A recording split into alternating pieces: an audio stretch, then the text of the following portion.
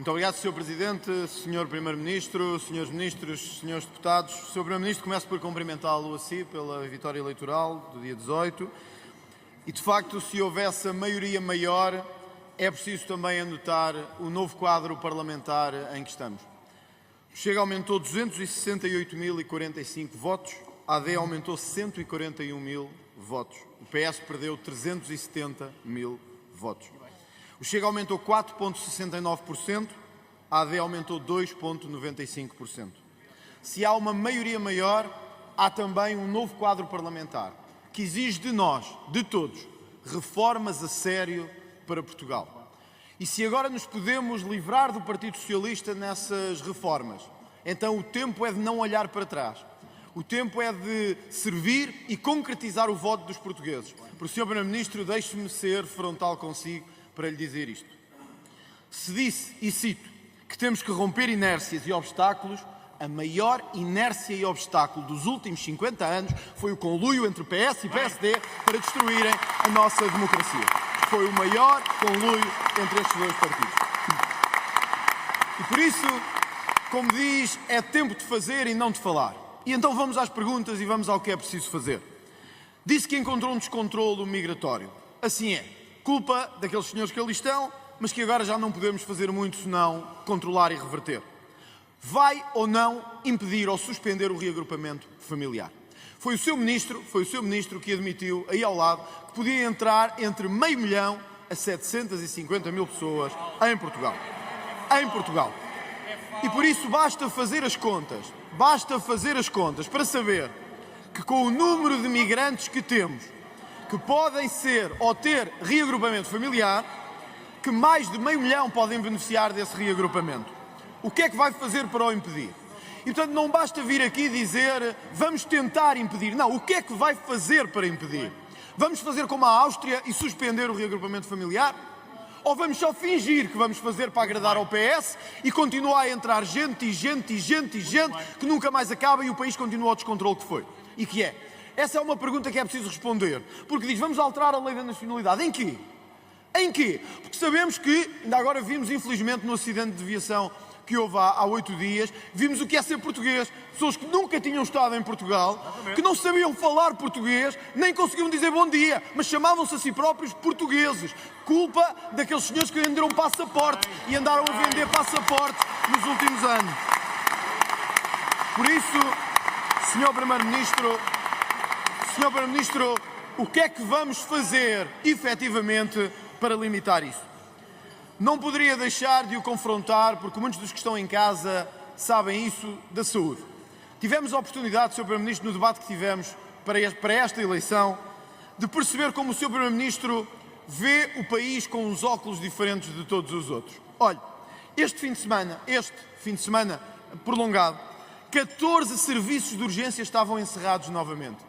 E o que é que o Sr. Primeiro-Ministro vai e faz? Nomeia a Ministra da Saúde, a mesma. Como funcionou bem durante o último ano, toca de fazer o mesmo para o novo ano. Sr. Primeiro-Ministro, 14 serviços de urgência fechados num fim de semana em que os portugueses precisavam, em que os turistas precisavam de acesso à saúde, o tempo médio de acesso a consultas, sobretudo à primeira consulta, continua na desgraça em que está. O acesso a cirurgias em muitos hospitais continua na desgraça em que está e o Sr. Primeiro-Ministro diz que, aliás, não deu uma palavra para a saúde dos portugueses, por isso vou dar eu. Ou o Governo muda na saúde, ou o Governo faz alguma coisa pela saúde de quem cá está e não de quem vem para cá, ou nós não toleraremos muito tempo este Governo de Portugal.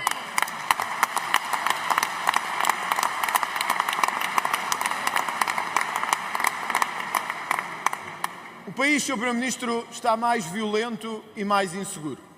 Está mais violento porque, por um lado, permitiram cá entrar toda a gente sem verificar quem eram, mas também porque o clima de impunidade se acentuou.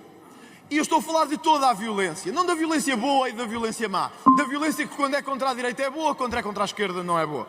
Não, Sr. Primeiro-Ministro. O que é que vai fazer para tornar Portugal um país mais seguro? Porque se os portugueses nos deram uma maioria para colocar toda aquela parte da bancada como desnecessária, então eu digo-lhe uma coisa. Temos um desafio os dois para fazer. Colocar este país como o mais seguro do mundo. Eu estou disposto a isso. Quero saber se o Sr. Primeiro-Ministro também está disposto.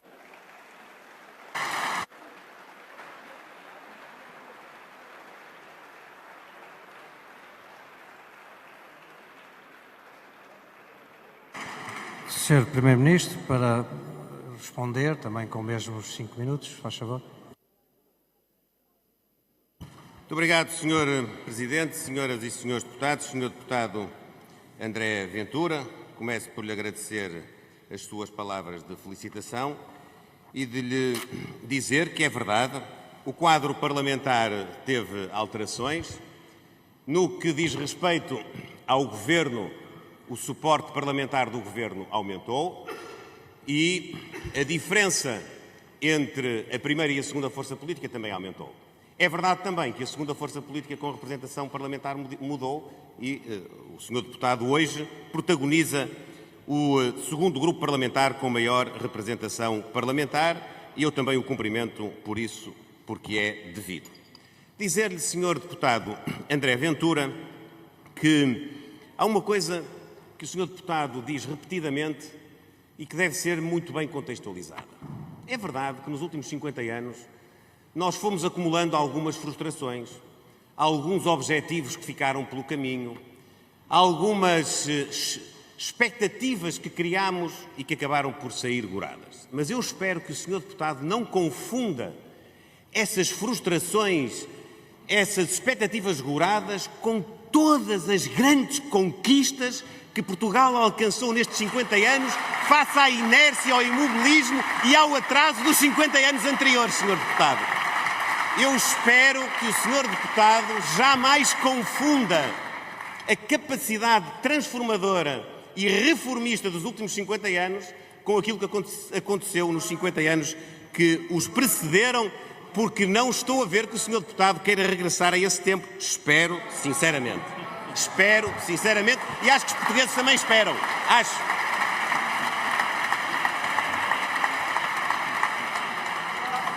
Senhor Deputado, reagrupamento familiar na política migratória estava no nosso programa eleitoral, por acaso creio que não estava no seu.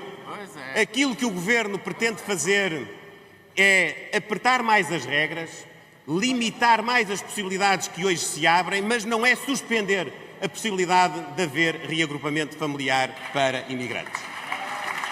Eu devo aqui reiterar, Sr. Deputado, que termos famílias de imigrantes integradas e bem integradas, como termos estudantes imigrantes, é bom para a nossa economia, é bom para o desenvolvimento do país.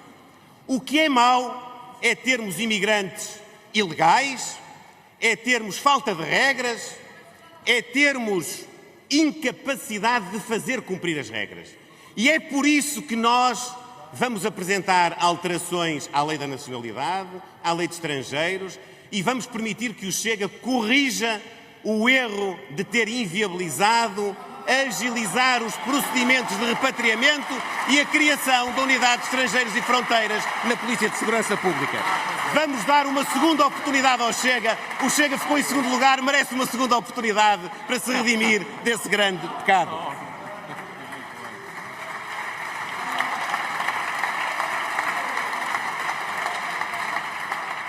Senhor Deputado André Ventura, a saúde é de facto uma matéria fundamental, a qual precisa de sentido de responsabilidade, obviamente de capacidade de escrutínio e fiscalização das oposições, mas também de contribuição responsável para resolver os problemas. O Sr. Deputado pode maximizar o alarme criado pelo encerramento de urgências. Nós também lamentamos ainda não ser possível terminar com essa circunstância. Mas ficava-lhe bem dizer que em 2025 esses encerramentos são cerca de metade daqueles que ocorreram em 2024. E, portanto, o caminho que estamos a percorrer é um caminho de recuperação. O mesmo se diga relativamente aos tempos de espera para consultas e para cirurgias. O mesmo se diga, Sr. Deputado, relativamente ao investimento que estamos a fazer agora, quer no âmbito do PRR, quer em investimentos diretos do Orçamento do Estado. Quer também o investimento nos recursos humanos, porque nós precisamos de mais profissionais para ter mais capacidade de resposta. Portanto, sim, senhora, Sr. Deputado, é preciso fazer mais, É preciso ter essa exigência, mas também é preciso ter o sentido de responsabilidade de dizer aquilo que está a ser bem feito e, por isso, a continuidade da política da saúde é importante para terminarmos a execução do programa de transformação e emergência, que tem cerca de 80% das suas metas cumpridas, e para continuarmos a transformar o Serviço Nacional de Saúde. Sobre a segurança, as suas palavras hoje são tão diferentes de há um ano e isso também é bom sinal. Obrigado, Sr. Presidente. Sr. Primeiro-Ministro, o pedido de esclarecimento é para si, mas eu não posso deixar de fazer notar a preocupação do Partido Socialista com o programa e com quem é que foi buscar as medidas do programa. É curioso que o Partido Socialista esteja tão preocupado com a inclusão de medidas.